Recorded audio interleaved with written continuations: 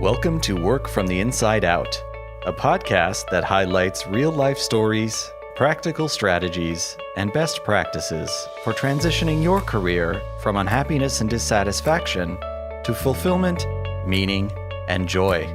Now here is your host, career and executive coach, Tammy Guler-Loeb. Hey everybody, I am so excited to introduce my guest today, Laura Gassner Otting. Laura speaks with change agents, entrepreneurs, investors, leaders, and donors to get them past the doubt and indecision that consign their great ideas to limbo. She delivers strategic thinking, well-honed wisdom, and a catalytic perspective informed by decades of navigating change across the startup, nonprofit, political, and philanthropic landscapes. Please join me in welcoming Laura Gassner Otting. Welcome, Laura. Hello, Tammy. It's great to be here. Oh, thank you so much for being here. So, as you know, Work from the Inside Out. We talk about all the different twists and turns and corners that we go around in our lives and our careers. And I also want to mention that you have authored at least 2 books that I'm aware of. So we would like to talk about those today as well. But take us back to some of the earlier years and how those might have informed where you are today. Oh, well, I mean, it's funny because when I played Truth and a Lie, one of the truths I give is that I went to computer sleepaway camp. Really? Yeah, when I was about 14 years old, actually. So I wasn't even like super young. I was definitely squarely in that point where you kind of know who you're becoming. And it was Atari computer sleepaway camp. So that'll tell you how old I am. And I remember we were like, Macintoshes, computers named after apples. How ridiculous is that? That'll never happen. So I went to computer sleepaway camp in the Poconos, and I learned how to program COBOL and BASIC on Atari mainframe machines. Wow. And I was one of very few girls who was at that camp, and I still didn't kiss my first boy till I went to college. So that'll tell you a lot about what you need to know about me. That is not a pretty picture, but it is an accurate picture of who I was growing up. Nobody ever guesses that. I usually say 2 truths and a lie. I went to computer sleepaway camp in the Poconos when I was 14 years old. I've never been able to feel either of the second to last toes on either of my feet. And I once broke a guy's nose by punching him squarely in the face. And the toe one is the lie, but it's so specific that nobody ever believes that it's true. Wow. I almost feel like we're on Wait, Don't Tell Me. But I just told you, so I guess I ruined that. So yeah, that's who I was as a kid. I was a very... I was a serious human who was probably older than my years. I was definitely precocious. My sister was 16 months older than I am, and I had skipped kindergarten. So we were raised very similarly. So we were both basically raised as, the same age. And I think I was articulate, and I learned how to read quite young. So I was just always raised to be older than I was. And I took the world very seriously, but I was treated as a kid, which, when you're a serious kid who is treated like a kid and not a serious human, it's frustrating. And I now have a 16-year-old and an 18-year-old, and my 16-year-old, I think, was very similar to what I was like. And when he was little, he would get really upset about something, but he would get so outsized upset about things that it was hilarious. And the angrier he got, the more hilarious it was. So we used to call it hilangrious, which of course, every time we say hilangrious, he would get even more angry, which would become even more hilarious. So yeah, I mean, there's a cycle of trauma that we didn't finish. So I thought I was going to grow up and, run for office and solve all the problems and, be the person who was, the United States senator and the whole 9 yards. Because of course, back then it was like president, a woman can't be president. Right. It's just not something that we even conceived of. So I remember when Ferrara ran for vice president, it was like, holy cow, that's amazing. Was a big deal. Yeah. So yeah, I was a serious person who developed a very rigid and hard sarcasm exterior to protect the person inside that felt like she wasn't being taken seriously enough. And I think, I was definitely one of those late bloomers who I found my stride when I became an adult. Mm-hmm. And I could adult with other adults. Right. But I then had to kind of learn how to get rid of the sarcasm and the hard edge and all the rest of it. So yeah, I am described when I get on stage as a punch in the face or a kick in the ass wrapped in a warm hug. And I think that's kind of who I am, because I really had to develop both those parts of myself at the same time and really understand how to align them and interlink them so that they got along and they didn't have organ rejection of each other. Organ rejection. I love that. Wow. So how's that for a deep dive into my psyche? I love that. No, I love it. I love it. I'm just curious, where did you grow up? I grew up in Miami, Florida. So I was born in New York, and we moved down to Cape Canaveral when I was about 2 years old. My father was in the Air Force briefly. And then when I think by the time I was 3.5 or 4, we had moved down to Miami. Oh, okay. And so it's interesting, that you say you weren't taken seriously, but then somebody decided it was okay to send you to computer camp. So they took you a little seriously at one point.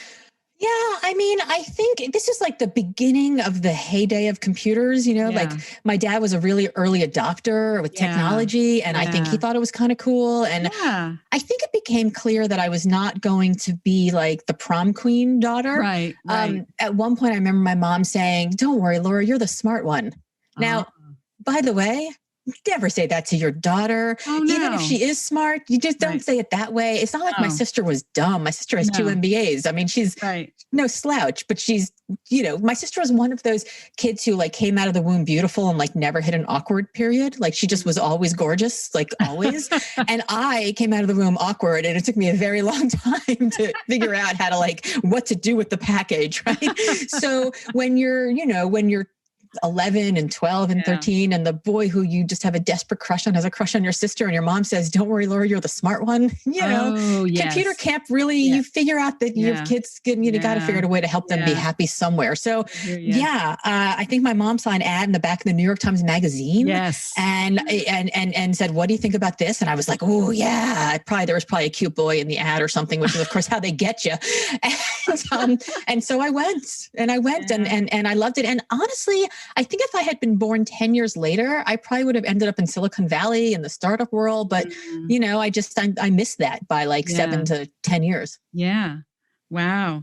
So you found your way. You found your way eventually, it sounds like. Tell me more. Tell me what happened after you got back from computer camp.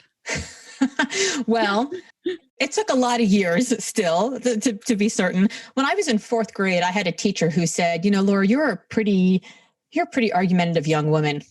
You should become a lawyer."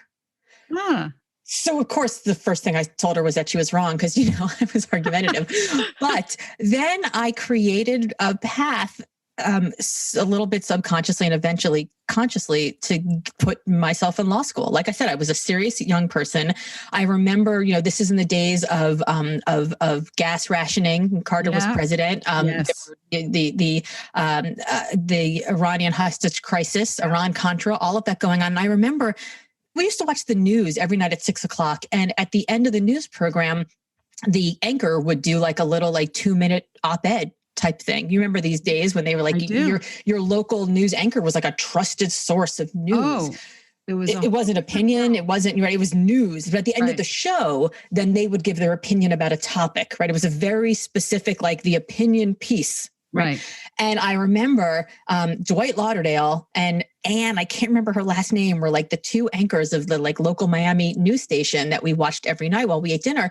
And they would talk about it. And I remember righteous indignation about the hostages in Iran. Why can't we get them out? Right. And I was not sophisticated enough at the time to understand that there were forces at play that maybe didn't want them out so that Reagan could be, elected. I was young. I was 9, but I remember every day, I had a pad of paper, and it was like 101 days crossed out, 102 days crossed out. And I could not understand why I had been sold this bill of goods that we live in the greatest country in the world, and yet this was okay. Like, we couldn't do anything about it. I mean, this is like back in the day where it was like, America, right? Like, let's go in and get our people, right? Strongest fighting forces. And I didn't understand why we were impotent, like why we had no recourse at all.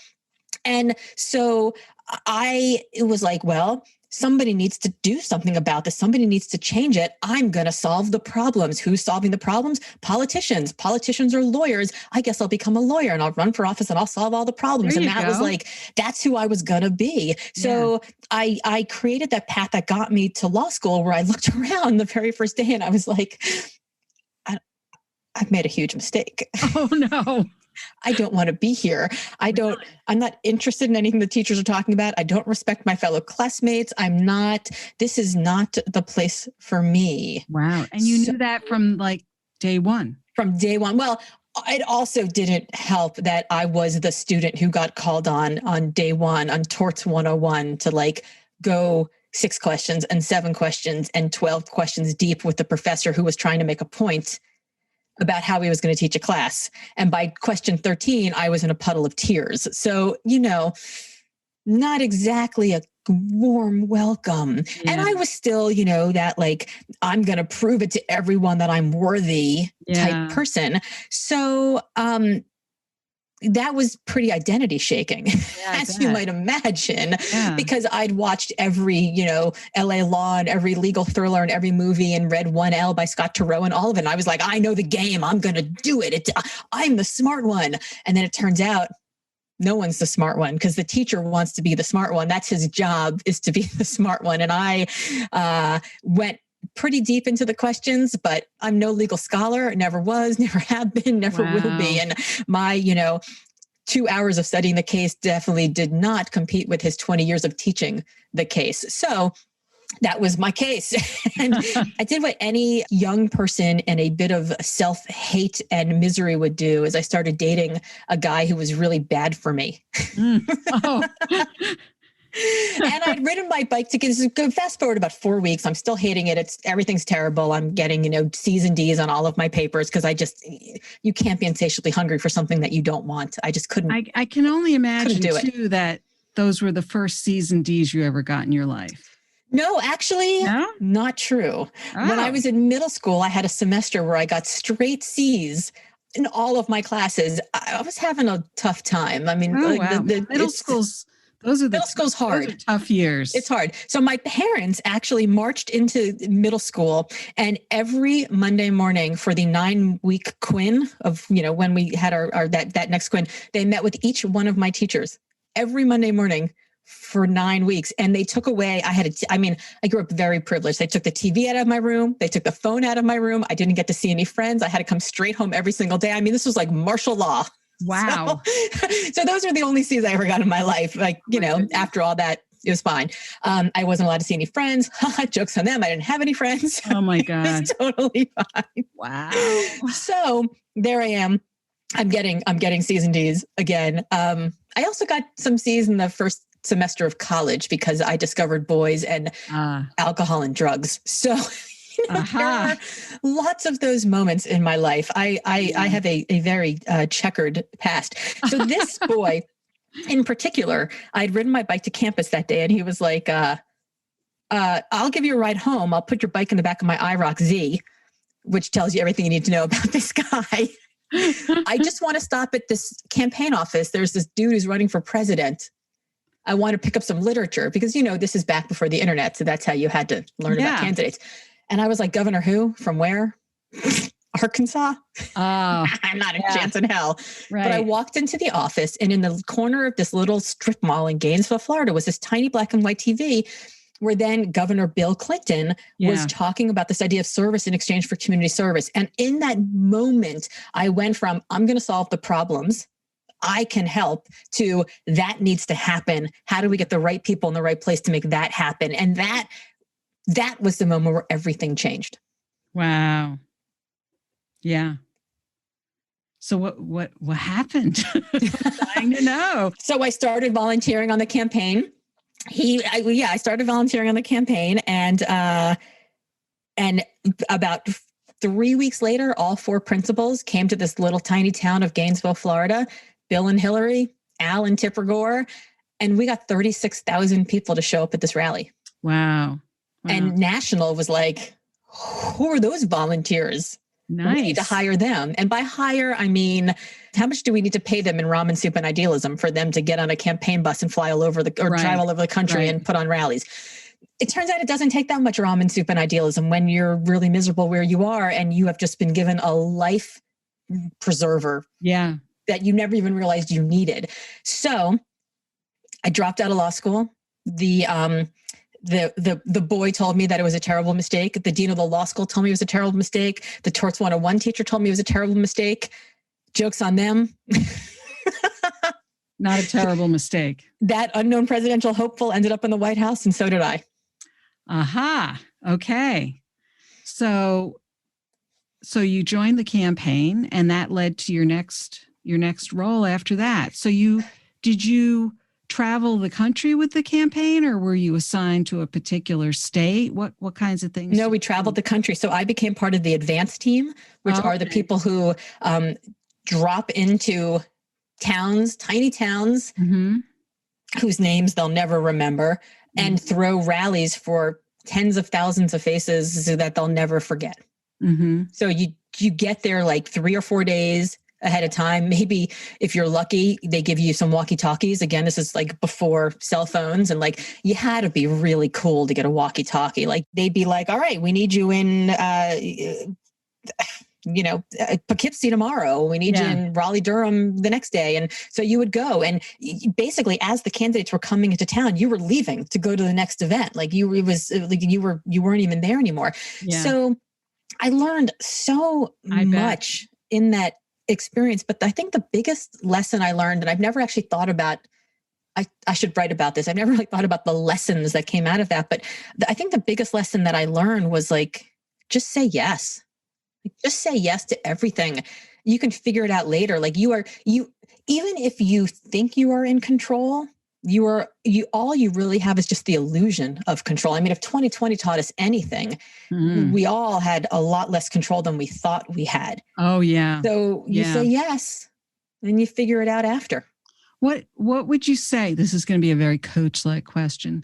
What do you think you were saying yes to back then? Because I think the kinds of things that I would recommend a 21-year-old say yes to might be very different than somebody, farther along in life might be saying yes to, right? Like I find that I have to stop myself now these days from saying yes to too many things because it's going to burn me out.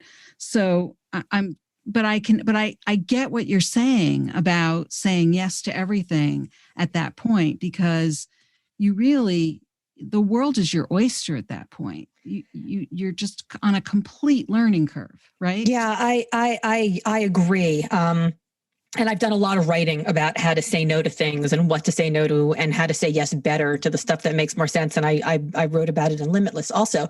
And I have a very specific, like 4 questions I ask myself anytime anybody asks me to do anything. And it's like, will this thing make me better? Like, do I see myself on the other side of this request?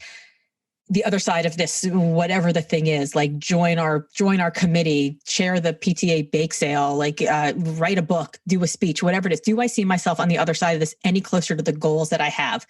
Yes or no, right? It's a very easy answer.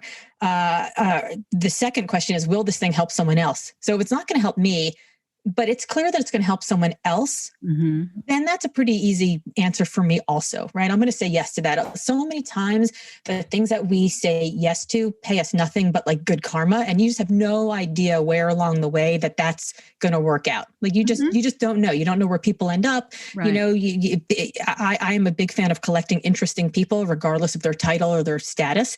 So will it help me? Will it help someone else?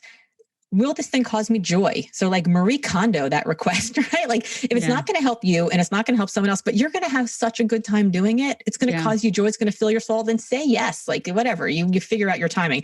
And then the last question, which is I think the most important question and the one that we mostly get wrong is there someone who is better suited to the task than me?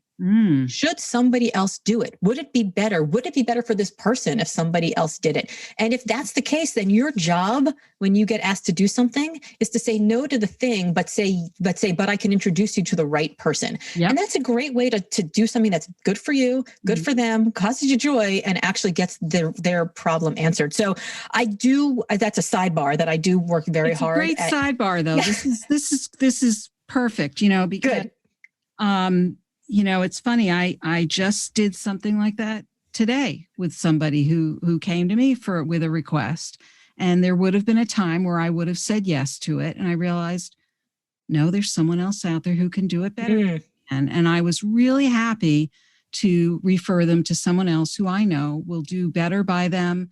And I could help someone else out. And it freed me up. Absolutely. Absolutely. And that, we take our egos out of it. Right. So, I mean, my whole TEDx is about how do we stop asking, how can I help, but what needs to happen? Right. And it was, it's rooted in that story from Gainesville, Florida, where I'm like, how can I help solve the problem? No, what needs to happen is this guy needs to get elected. And this campaign promise needs to be made AmeriCorps so that 1 million young people can serve their country in exchange for college tuition. Right. It's a much better solution to the problem than me running for Senate and maybe making some change or maybe not. Right. So this 4-question rubric, will it make me better? Will it make someone else better? Does it cause me joy? And should somebody else do it? Goes right to that question of how can I help versus what needs to happen? What needs to happen? Like if you think about if your neighbor's car is broken down, but he can't afford his mechanic and his rent at the same time, and he asks you to drive him to work, well, oh my God, that's terrible. How can I help? You can drive me to work. Great. Right. So you've helped him, but he still can't afford his rent and his mechanic. So now you're driving to work every day, so he doesn't get kicked out of his house. Right. Have you solved his problem? Maybe the problem is that he needs to get to work. But what the real problem is that he has a crappy job that's not paying him enough. So what needs to happen is he needs more skills. He needs better resume. He needs interviewing tips. He needs an introduction to somebody who could hire him for a salary that pays for his rent and his mechanic. And that's the difference between how can I help and what needs to happen. So that's, again, another sidebar about that. So what did I say yes to? What I said yes to wasn't busyness. Right. What are all the tasks that I can do? What I said yes to was the being comfortable being uncomfortable. Because I think that's the thing that we don't do enough of. We get hired because at some point we displayed some sort of competence in a thing. You can do this. We're going to hire you for it. And then we get praised for it. We get promoted for it. We get salary increases for it. And we like that. It feels really good. And we stop failing. We stop stepping to the left. We stop stepping to the right. We're so afraid to step out of our lane that we don't actually fail because we think failure is going to be finale. And the truth is that failure is the place where you learn and you grow and you iterate and you change. Failure is fulcrum, right? Failure is not finale, it's fulcrum. And again, I talk about this in the book, but here's what I learned that, I have kids, right? So now I go to parent teacher conferences, not every Monday for 9 weeks. Cause luckily my kids aren't ne'er-do-wells like I was, but, well, I don't think anybody in the schools today would want you coming in that often. No. And let me tell you, the teachers, they are such heroes. They are such heroes. So no, I am so grateful to the teachers and the hard yards that they do with my kids and every kid every single day. But I would sit in the parent teacher conferences that I did get invited to, and like a little trickle of sweat would go down the back of my neck when they're like, "Oh, Mrs. Otting, yes." And they look down at the notes and you're like, "Oh boy, here it comes." And they start telling you all the ways that your kids are failing, right? Like all the things that are challenging them. That little trickle of sweat turns into like a raging river down your back of like, oh my God, they're never going to move out of my house with their Hot Pockets and their video games and they're going to live in the basement forever. And what am I going to do? But then there's this moment when you're like, okay, so they were really challenged in pre-algebra. And then they went to algebra. And then I heard that they were really challenged in algebra. And then they went to geometry. And then they were really challenged in geometry. And then they went to trigonometry. And I'm sitting here in a calculus classroom. So clearly they're exactly where they need to be. They're challenged, they fail, they learn, they grow, they pass, they get to the next level. But as adults, we get hired and praised and promoted for this area of excellence. And then we never get out of pre-algebra because we're so afraid to change and to do something wrong. And so it's really this mindset shift of failure not being finale, but failure being fulcrum. And I think when we're younger and we have our lives ahead of us and we don't have as much attention on us and, we're not making that much money. So we don't have, a whole family support, we take more risks, I think sometimes. Yeah. And I think we lose that because we are so worried about, if something goes wrong, what's going to happen? And we don't think about if something goes right, what's going to happen. Right. So I think what I said yes to was I said yes to being uncomfortable, to knowing I might, mess up, to knowing that I might not have the answers to things. And because I also knew that I wasn't expected to have the answers to things. And I think what happens now is that we think the spotlight is on us so strongly. My favorite Eleanor Roosevelt quote is, we would worry much less about what others thought about us if we realized how seldomly they did. Oh, it's so true. Right? Yeah, it's totally true. Totally true. So speaking of Eleanor Roosevelt in the White House, segueing there. So Clinton gets voted into office and you get a job offer. Well, Clinton gets voted into office. I put my car in the auto train. I go overnight from Florida up to Washington, D.C. I get off of the train. I find a payphone. I call the local Jewish community center and I ask them before I drive over there if they have a board of for advertisements that maybe there's a roommate in need listed. And the woman because again, this is before the internet, and the woman who answers the phone's like, well, actually, we do have that board, but I need a roommate. So I was like, great, where do you live? I'll drive to your apartment right now. Because, that's how things were done back in the day, kids. So I drove to her apartment in Adams Morgan. She seemed like not a serial killer. So I brought my stuff in and I signed a lease. and then the next morning I woke up and I was like, now I have to find a job. So I met some friends on the campaign who were in charge of volunteer assignment on the campaign. So of course, when Clinton was elected, they were like, well, we should probably figure out volunteer assignment for the transition team. So I called him up and I was like, hey, Patrick, remember me? We met at that dollar wing bar in, Little Rock. And he was like, yeah, cool. LG. Okay. Now I'm LGO, but back then I was just LG, pre-marriage. And he's like, yeah, we need some help in correspondence. Someone's got to open the mail.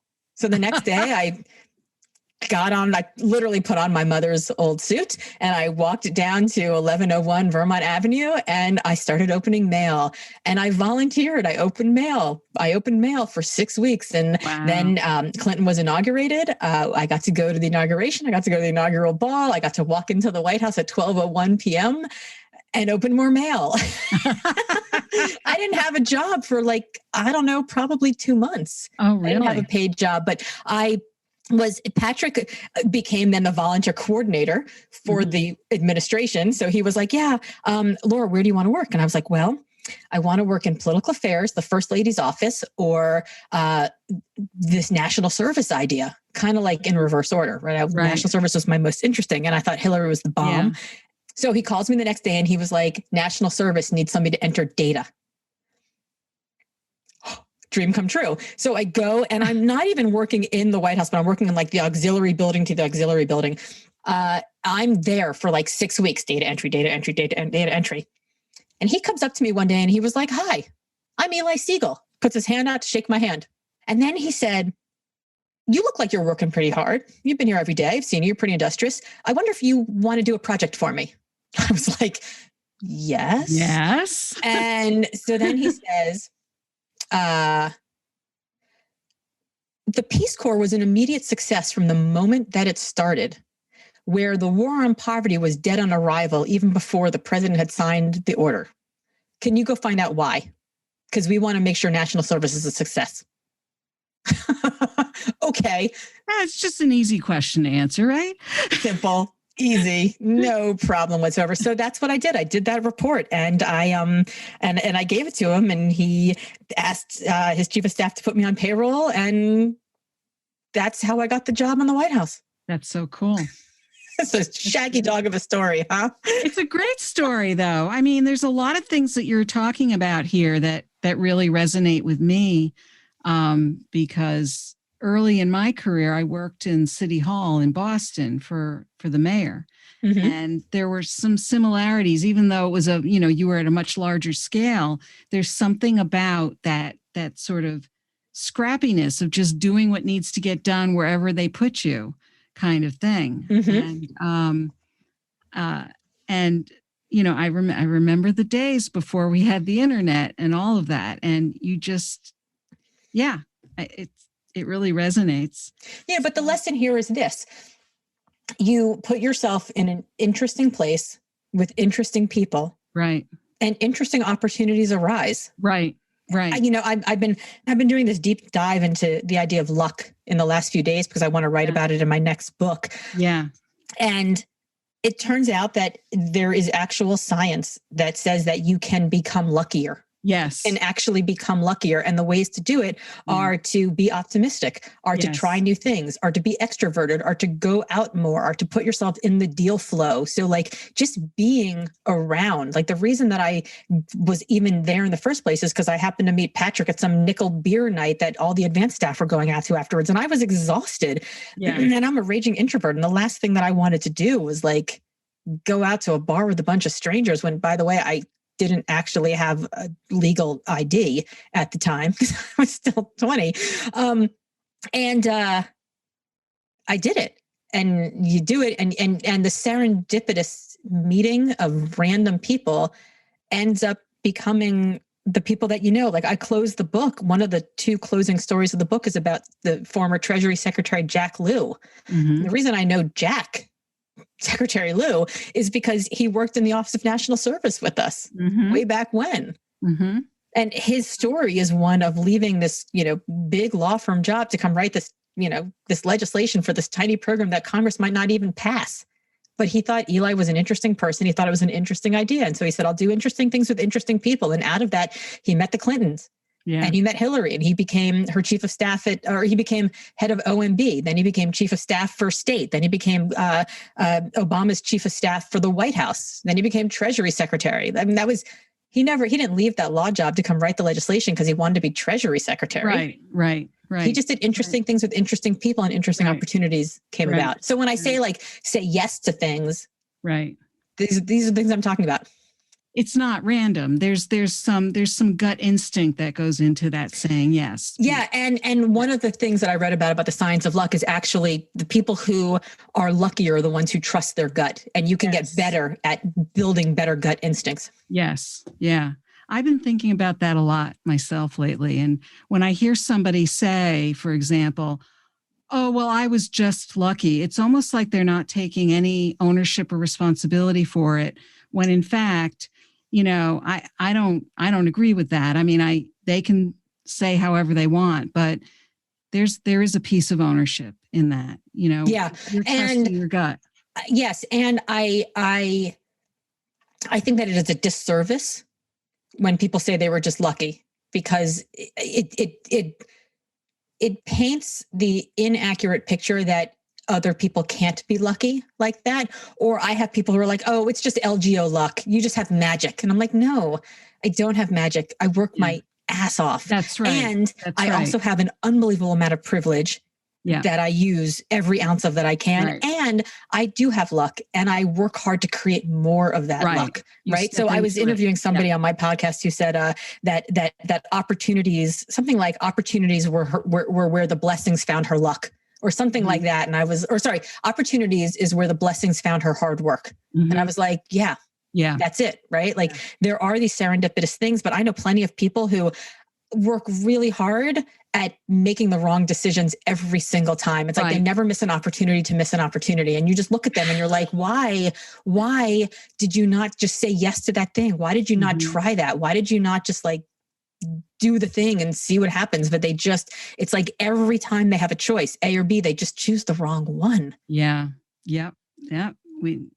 Well, that's part of the book that I just wrote addresses some of that. I kind of put that under the umbrella of fear. They let fear drive them, right? Yes. So, yeah. And they were saying that like people who have, anxiety, neuroses, fear, like those are luck killers because they stop you from trying something new. And there's like, you're not going to get luckier if you keep doing the same thing. That's for sure. So how long were you involved in Washington and working in that arena? So I was there for the whole first administration. Mm-hmm. And then as the re-election campaign rolled around, I went to my boss, who was the one who actually ran the 92 campaign. And I was like, Eli, I'm ready to get back on the campaign trail. Can't wait. Mm-hmm. What are we going to do? And he was like, well, I'm going to go run welfare to work. So I'm leaving, but not to go on the campaign trail. And you're kind of too old now to get on a campaign bus and eat cold pizza and sleep in high school gymnasium floors.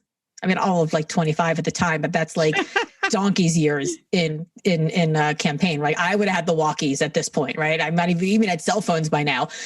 So he was like, you're kind of too old to do that. And he's like, and you're kind of too young to be the domestic policy advisor.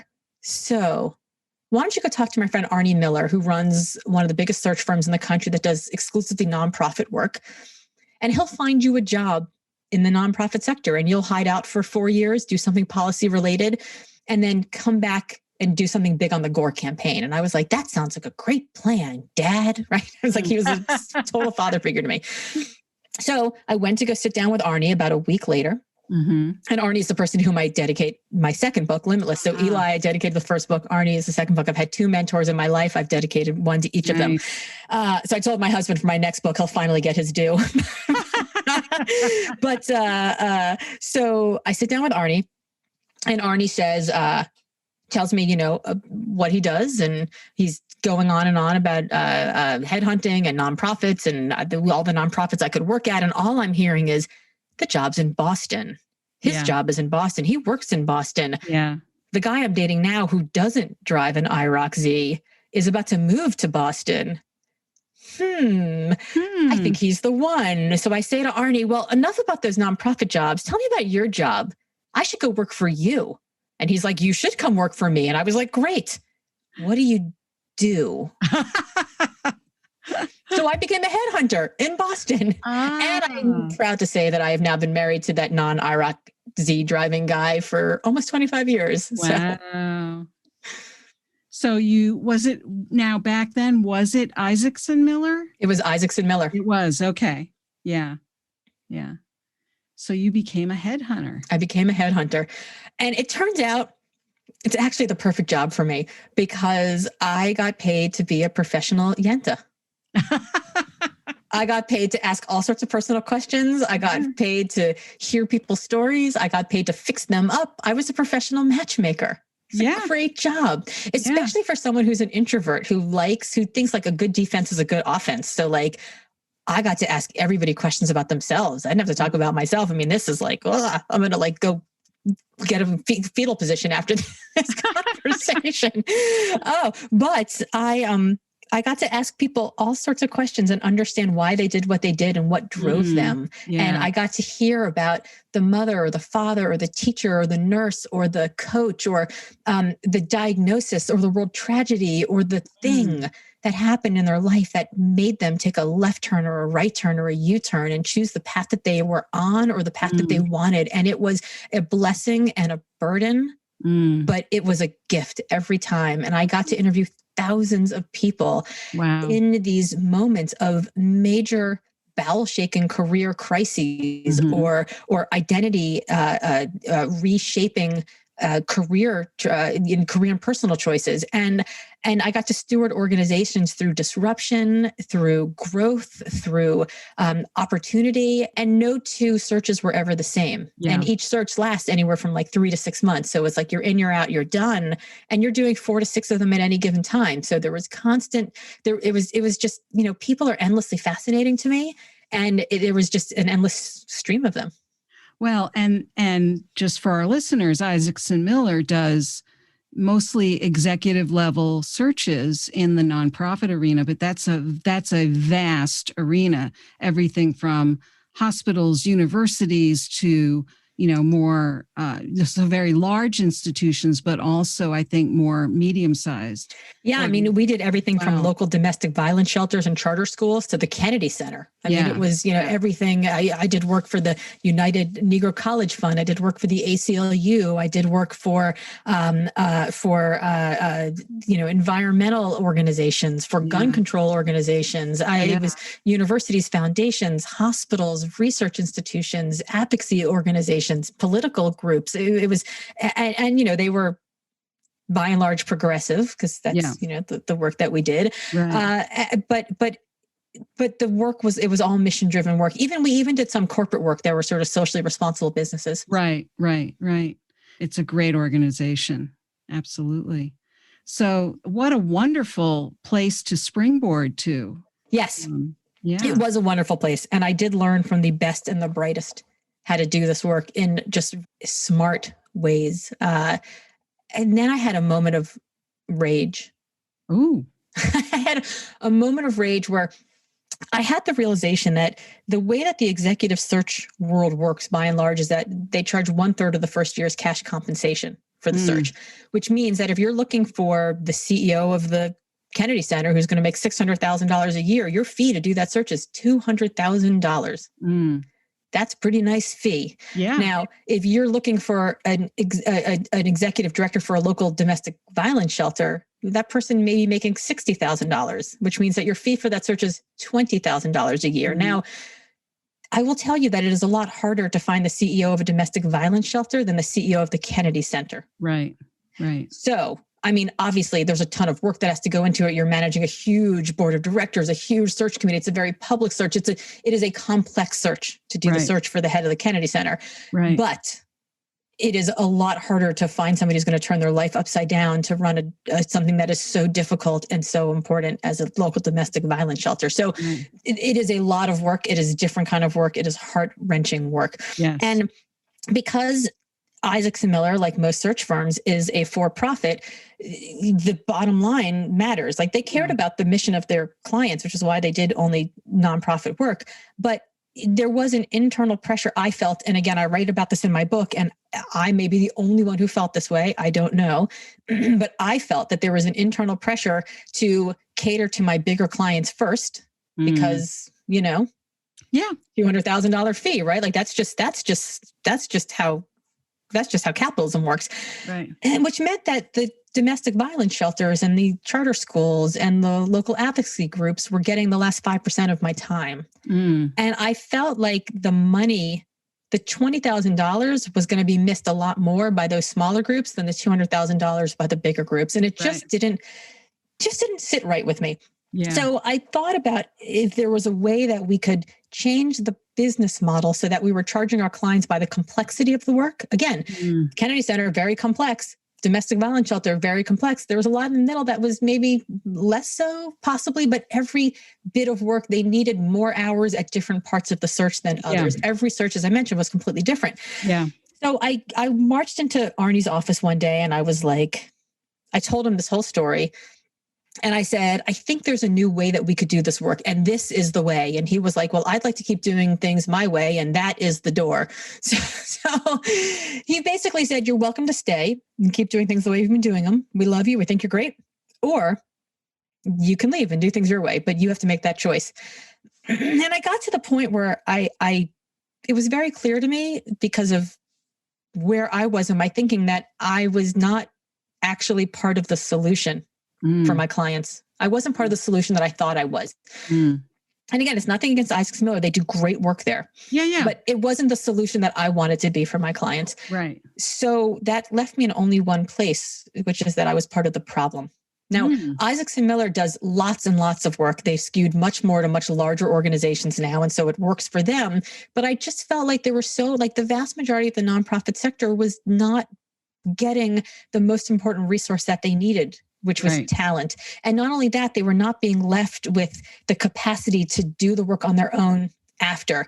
Right. And people from big firms would say to me, oh, well, don't tell them how to do the work. You're like, they won't hire you again. I was like, there's so much need in the sector. That's not going to be an issue. So I created my own firm with this other business model of what to do. And we were very successful. In fact, so many of the rising stars of other bigger firms would call us up and ask to come work for us, that some of the heads of those firms would call us and ask us to stop stealing their people. And I had to explain to them that we weren't stealing anybody. They were calling us. So a lot of that story I talk about in my book, Limitless, because I was the youngest vice president at Isaacson Miller. I had the corner office. I had the view of the public garden. It was great. I'd made it. Yeah. I was at the top. Yeah. But it didn't feel fulfilling because I wasn't at the top of what I wanted to be at the top of. And so I talk in the book about how in the 20 years that I did executive search, I interviewed thousands of people, all of whom were super successful. That's why I was calling them. My clients would hire me to call the most successful people in the world. I was calling them because they were successful, but they were all calling me back because despite all that success, they weren't all that happy. And I was fascinated by the chasm between success and happiness.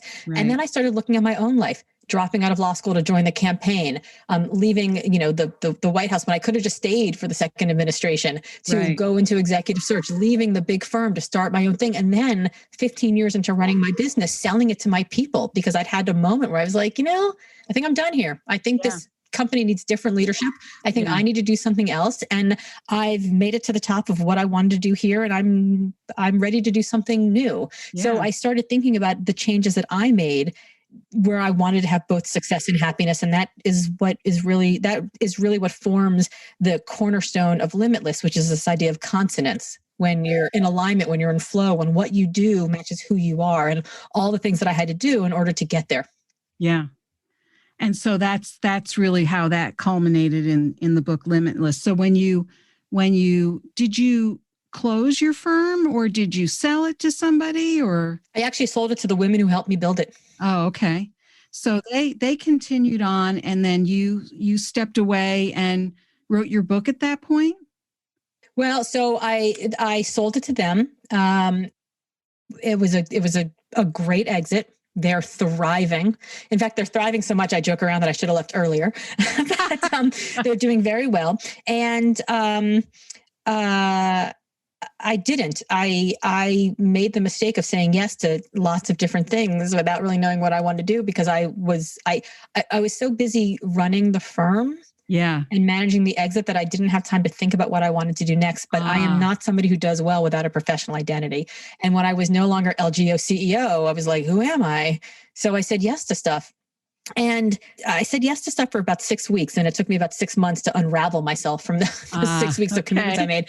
But I got very involved in Hillary's National Finance Committee, raising money for her. I was asked if I would consider possibly running presidential personnel when she was elected.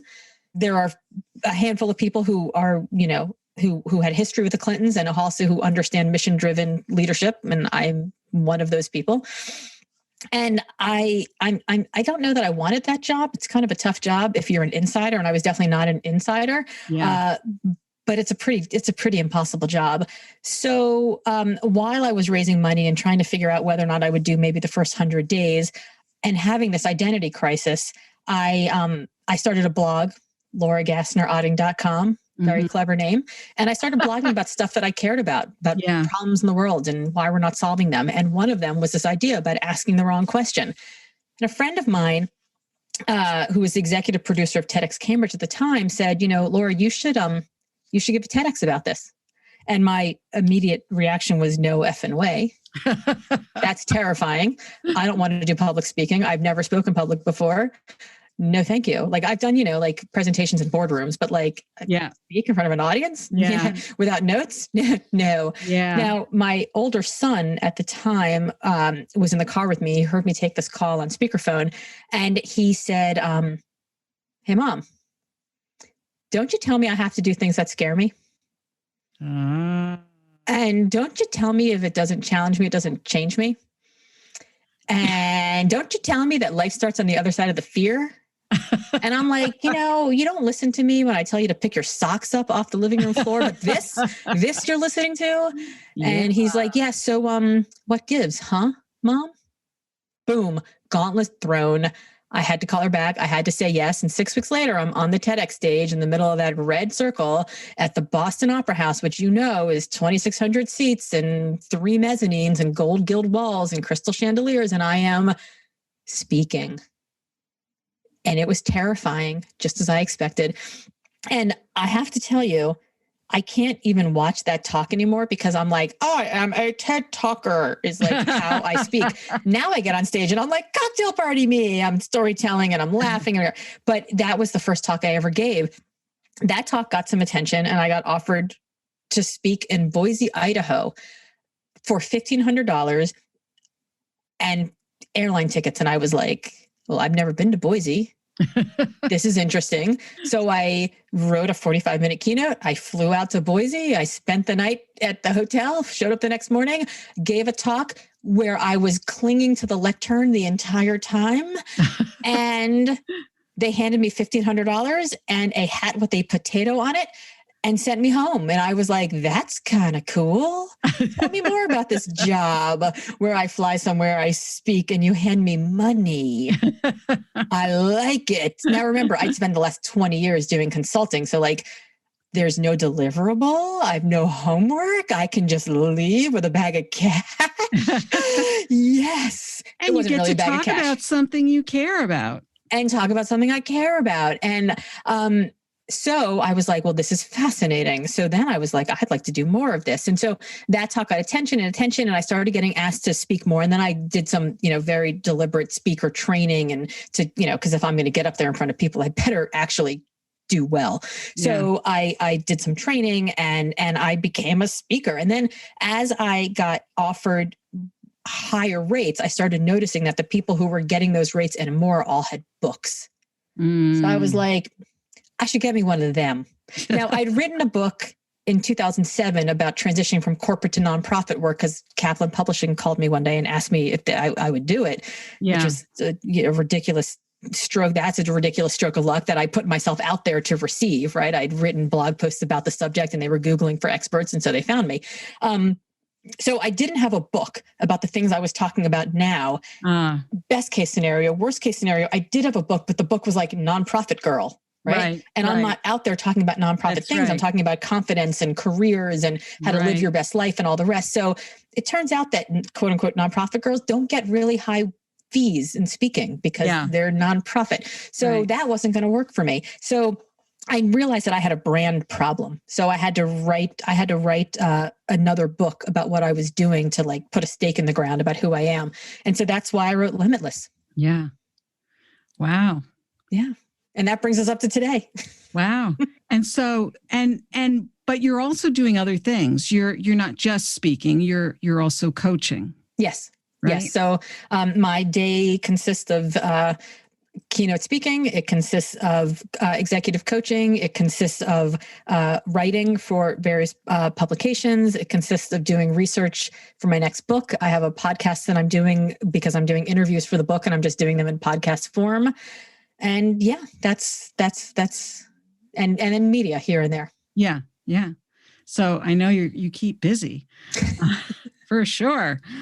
So, wow. So this is so many lessons learned here, Laura. I really, really appreciate your time, your candor, and listening to your story. And I think I really, really appreciate the way that you have framed how you say yes to things and why someone would say yes. Mm-hmm. And also the whole notion of how anyone can create their own luck or frame their life so that there's no reason why any one of us cannot be lucky or luckier. Yes. And I'm already looking forward to your next book.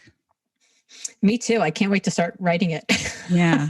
I'm working on the book proposal now, which, boy, if you ever want to feel not lucky, sit down and try to write a book proposal. It's terrible. Well, I've written a book, but I haven't written a proposal. I'll tell you that. I didn't write a proposal for either of my first two books because the first one came out of nowhere from Kaplan. And the second one, I approached a publisher already having had the whole thing mostly written. So, it's pretty bad, but I think it'll make the writing better. I think it's forcing me to get crisper on the idea. Okay. We'll see. Wishing you all the best with that. And I just want to thank you for being here today. This has been so much fun to talk about this and to hear about your journey. And it's exciting to think about what's next. Well, thanks for having me. I'm sitting here thinking, God, I told some stories I probably shouldn't have told out loud. But I haven't. A lot of these are stories I haven't told before. So I love it. Thank you for pulling them out of me. I always love it when people tell stories they haven't told before, and that means that. It means that it's not just another interview for you. So yes. I appreciate that. Yes. So thank you so much for being here. Well, thank you. Thanks for having me. It's been fun. Woo-wee. I hope you enjoyed my interview with Laura Gassner Otting. It was so interesting to speak with her and to learn about her personal and really interesting professional journey. What is your key takeaway from our interview? If you are interested in any of the resources or links mentioned in today's podcast, you can find them on the blog page of my website at www.tammygoulerloeb.com. Just look for episode 126. Are you anticipating your next professional move? Or are you feeling just a little stuck? Get specialized group and individualized support, insights, and accountability from a brilliant mix of professional women in a safe, non-judgmental creative space. Join one of my small hybrid mastermind coaching groups starting on a rolling basis. You can learn more at https://bit.ly/navigating career change. If you were inspired by this episode with Laura, please share it with your friends and colleagues, and don't forget to subscribe so you don't miss next week's show. Remember, subscribing is always free. Are you enjoying the podcast? I'd love to read your review on Apple Podcasts. It's easy to find through my website at www.tammygoulerloeb.com/podcast. Just click on the Apple Podcasts button and follow the instructions provided there. Thank you so much for listening. And remember, it's never too late or too impossible to increase your sense of fulfillment and satisfaction in your work and other meaningful activities. Let me know how it's going for you. I'd love to hear from you. Bye for now. Thank you for listening to the Work from the Inside Out podcast. For more information, you can find us at www.workfromtheinsideout.com.